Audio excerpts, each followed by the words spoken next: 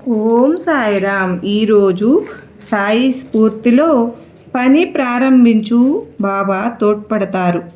మంచి పనులు చేసేవారికి అప్పుడప్పుడు అడ్డంకులు ఎదురవుతాయి. అదే చెడ్డదారిలో పోయేవారు చాలాసార్లు చకచక ముందుకు వెళతారు. కనుక పైకి ఎక్కడం కష్టం, క్రిందకి జారడం చాలా తేలిక అని అర్థమవుతోంది. అయితే భగవంతుని నమ్మి జీవించేవారు ఎప్పుడూ మంచి దారిలోనే నడవాలని అనుకుంటారు. సాయినాథుణ్ణి చేరడానికి మనం చేసే సాధనే ఈ మంచి మార్గం. ఆనంద స్వరూపుడైన సాయినాథుని చేరుకోవడం అంటే జనన మరణ చక్రం నుండి బయటపడి ముక్తి పొందడమే.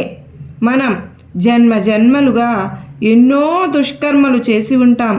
వాటి నుండి విడుదల పొందాలి. అహంకార మమకారాలను, అరిషడ్వర్గాలను దూరం చేసుకోవాలి.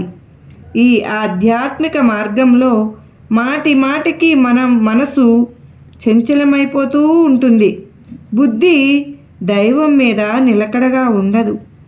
భక్తులు పయనించే దారిలో అడ్డంగా నిలబడి దారిని కనిపించనీయకుండా చేసే బండరాళ్ళు ఇవే.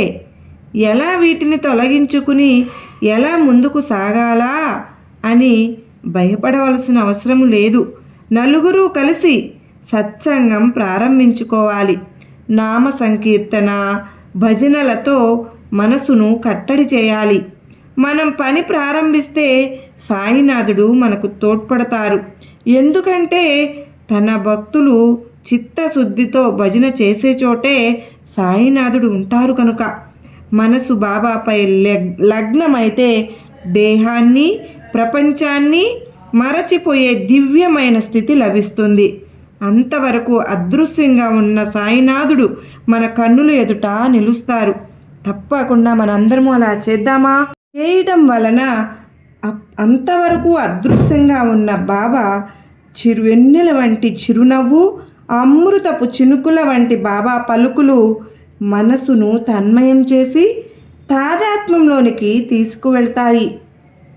సర్వే జనా సుఖినో భవంతు.